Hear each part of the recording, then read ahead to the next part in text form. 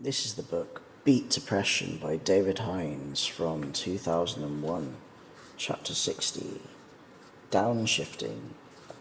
Take time to deliberate, but when the time for action has arrived, stop thinking and jump in.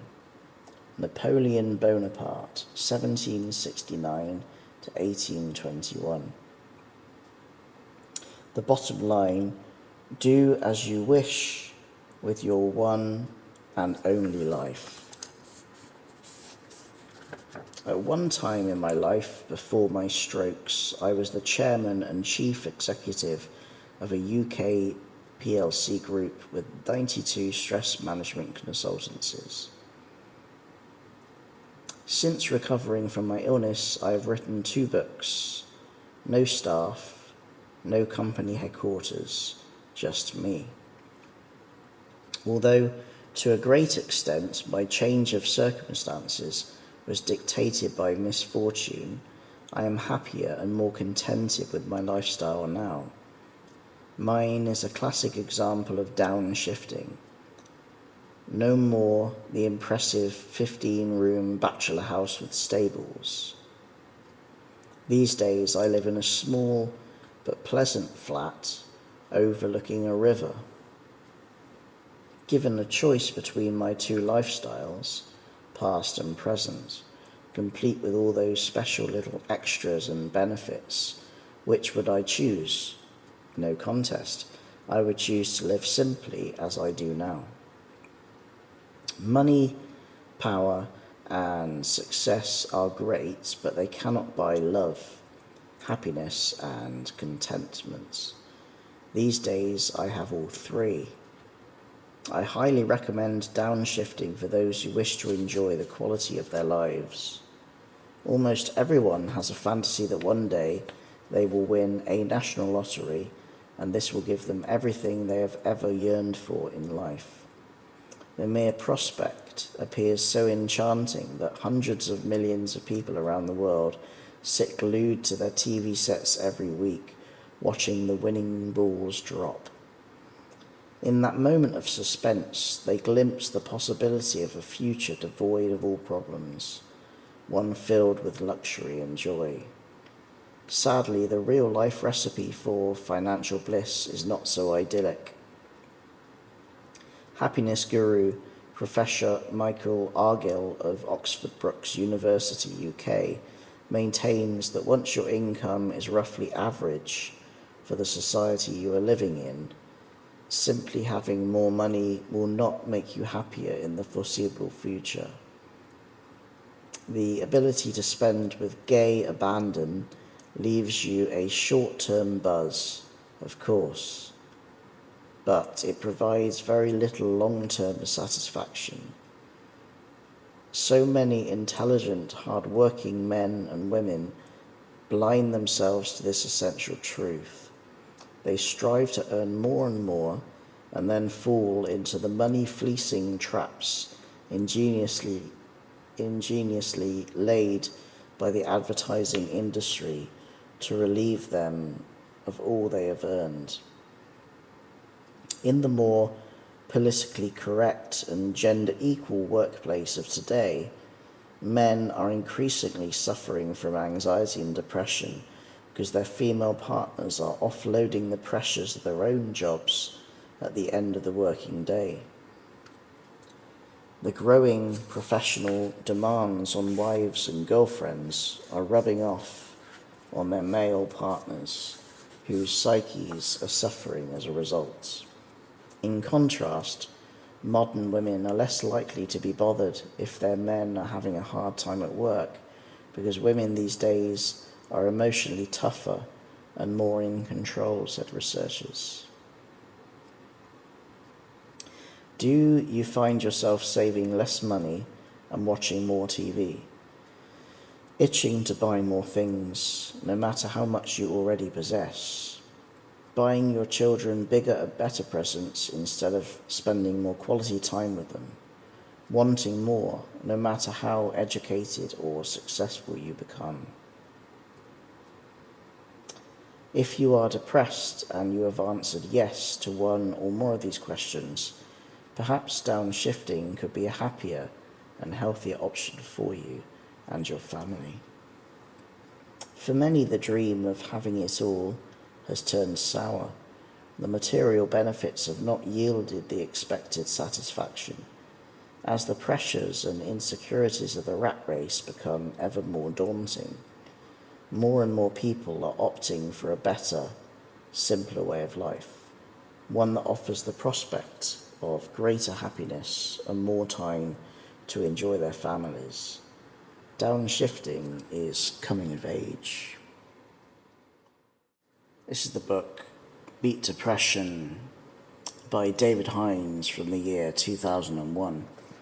And this is the chapter 61 called Balance. Instead of seeing the rug being pulled from under us, we can learn to dance on the shifting carpet. Thomas F. Crum, 1937 to date. The bottom line, balance on the tightrope through life requires flexibility. Depression, however frightening, is never permanent. Nevertheless, it is wise to have it treated in order to spare yourself, your family, and your friends needless pain and suffering, and to reduce the risk of suicide while the mind is unbalanced.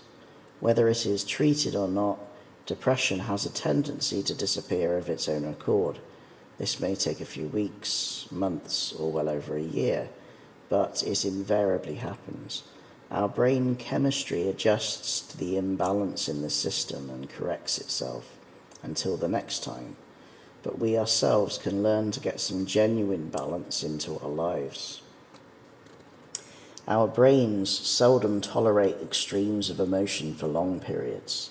Just remember the ecstasy of those heady early days in love. You felt as though you were floating on air, unable to eat, concentrate, or think of anything but the object of your emotions. Did it last?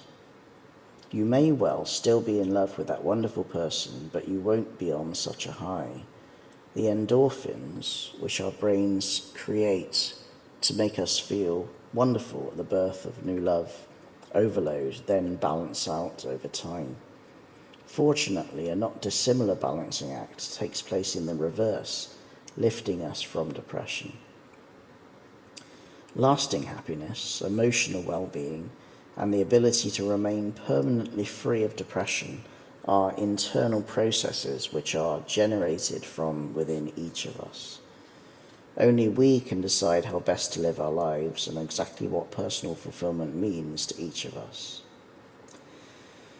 The thrust of this book has been a common sense approach to beating depression once and for all by taking full responsibility for our thoughts, our lives, our decisions, our behavior, and our mistakes. There is no mileage in the blame game anymore. We have learned how damaging and self-defeating that spiteful little boomerang can be. Instead of blaming others and ourselves for any shortcomings we may have, we are going to set about getting some real balance into our lives. Here are some suggestions as to how to go about it. When you are working, give it all you've got, but be sure to spend quality time with your loved ones and make some special time available exclusively for you to do the things that you want to do. Live your life now. All time is real time. Don't put your life on hold, waiting for a more convenient time to live it. Consider how much time you spend surfing the internet, watching TV, and drinking in pubs. Relaxation is important, of course, but are you doing these things to relax or because you're lonely or bored? If you don't like your life, or if there are aspects of it that don't appeal, make a list of the pluses and minuses in your lifestyle and set about making a plan to improve things. The key to a balanced life is spending sufficient time on the various components of your life: career, family, health, pursuits and hobbies, social aspects, further education, belief structures, leisure, holidays, entertainment, community affairs, and charity work, etc. Be friendly and forgiving to those around you. Friendship is a goal worth pursuing. It means you can find a way to meet in the middle and share other people's dreams without feeling as if you are sacrificing anything. There is something very special about true friendship, something worth cultivating. Refer to the personal mission statement you prepared in chapter 57. Amend it if necessary, and set about thinking of ways to make it happen. Ask yourself, what do I wish I had more time for? Make it happen. Once in a while, do something nice, spontaneous, unexpected, and totally out of character for someone else. Get some excitement back into life.